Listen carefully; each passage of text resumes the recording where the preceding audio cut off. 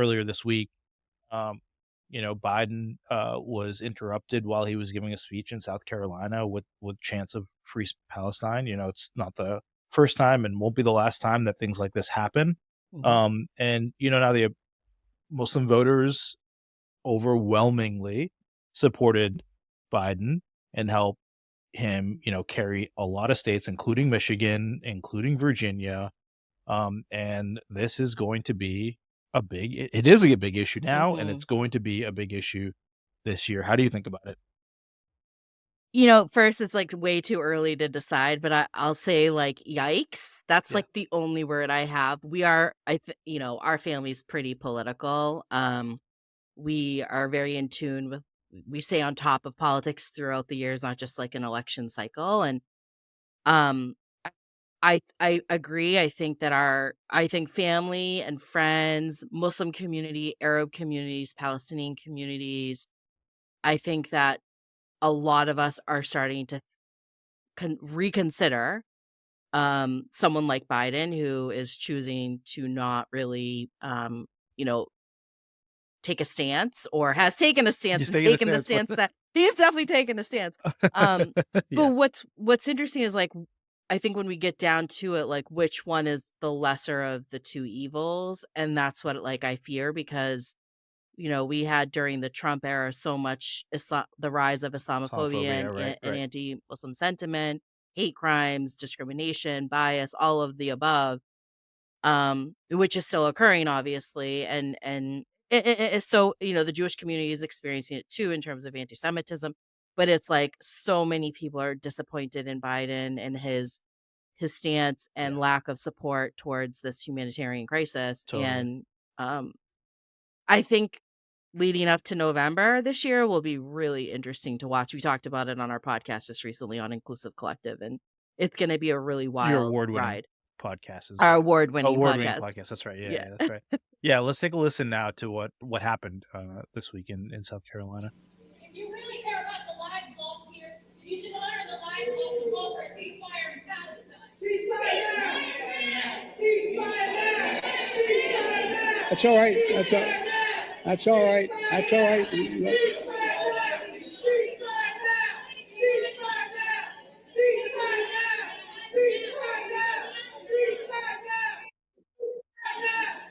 I got chills. Yeah. Yeah.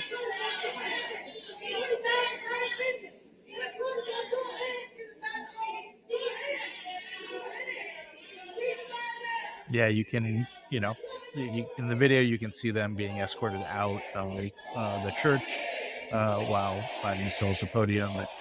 And then the crowd now you can hear responding by saying 4 more years, 4 more years. Yeah, Nadia, I think that this is going to be a laugh. It's wild. I love Told you politics. wild I ride. know. I Yeah, know. I mean this kind of stuff I love, and It's it's what interesting makes a because thriving democracy, right? it is, you're right. What's interesting though is last night, my congresswoman um was inaugurating the most recent council board, and it was a beautiful ceremony. I wasn't there, but I saw videos. Beautiful ceremony of the new mayor and inaugurating the new council folks on the within the town, and the congresswoman was speaking, and the same chant by constituents. 4 more years or free Palestine? No, it was Oh, Free okay, Palestine, and it was ceasefire now, and okay, yeah. asking why my Congress rep hasn't. And Mm, I think this is how small town yeah, America across the board. Also, like this is happening. We're seeing videos of go viral on social media of like senators, Congress reps, even like town councils being asked why they haven't made a statement. mhm. So yeah, I really mean, interesting.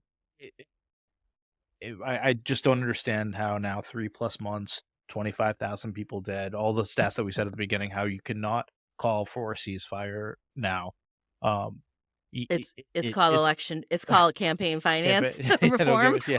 No, it's just it's crazy, and so I'm just pulling up now this article from the Hill. This was also back in December, but I thought it was an important thing to talk about, and they write about how Arab and Muslim Americans could abandon Biden Democrats, and they're warning advocates. And the article goes on to talk about how a spokesman for the Biden reelection campaign told The Hill that the president is working with leaders in the Muslim and Palestinian communities, including about countering rising Islamophobia, which is obviously a separate thing. But that person said that, quote, President Biden knows the importance of earning the trust of every community, of upholding the sacred dignities and rights of all Americans.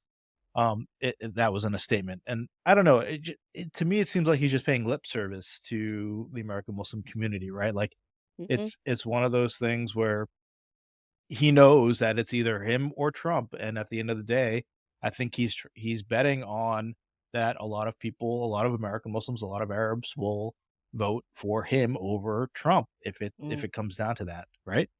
I think you're right, and I don't think that that's gonna be the case, and I'll tell you, and I don't know What, if you you don't know think it's this. going to be Trump versus Biden? Is that I what you're think it saying? well, I don't know, Nikki Haley, he's kinda getting in there, Yeah, she's Namrita. she's right. What I will or Vivek maybe, but what I will say is, I don't know if you watch The Young Turks, it's kinda like it's I a don't. Yeah, it's a media production independent, company. news, left leaning. Yeah, Yeah, oh so yeah, one of the leading, anchors on that production team or not, yeah. TV show is, Cenk You Uygur, Uyghur, yeah, yeah, yeah. Uygur, I Uyghur, yeah, apologize if Uyghur, I yeah, yeah, yeah, misenunciate the name. He's running. yeah. He There's a lot of people he running. he's running, and so it's just funny, it's interesting to me because there are a lot of people that want to oppose Biden or trying to make, like, this stance, and of course, we understand politics in America and especially when we get to the primary season, it's going to be a really, like I said, wild and interesting roller coaster ride for the next, Yeah, 9 months, totally. 11, Yeah, 10 the to article 11 goes months. on now. They had to say that the executive director of the U.S. Campaign for Palestinian Rights said that basically Biden's unwavering support of Israel for Israel, and his and denouncement of any criticism towards Israel's military shows politicians are on the wrong side of history, and that he says voters of color in particular see this as a pattern. What do you think about that?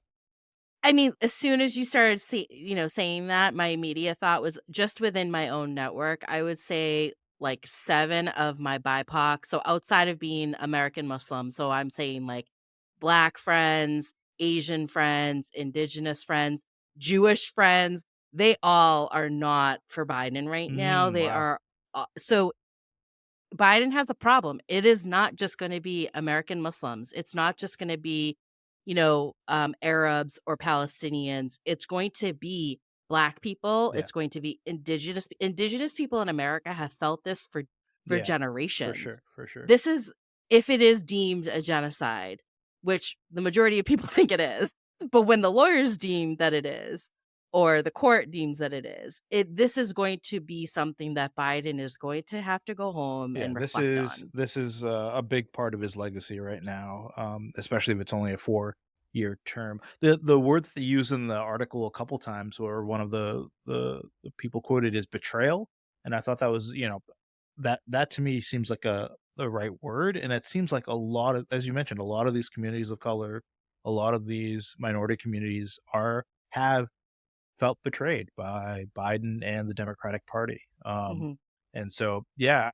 I get nervous, but I guess, for me, I like I voted for Biden last time. I don't think I'll be voting for him again this year. mhm. I'm usually voting third party, though my wife tries to advocate for me not to do that, Yeah. Like Ralph because I Nader? don't like the two-party system or Yeah. being forced upon us. But now there are a lot of stuff happening in the next week. I'm really excited about Iowa and New Hampshire. They're right around the corner, Mhm. and so yeah, we'll see what the early returns of the primaries, how they all shake out for sure. Yeah, it's gonna be a fun year.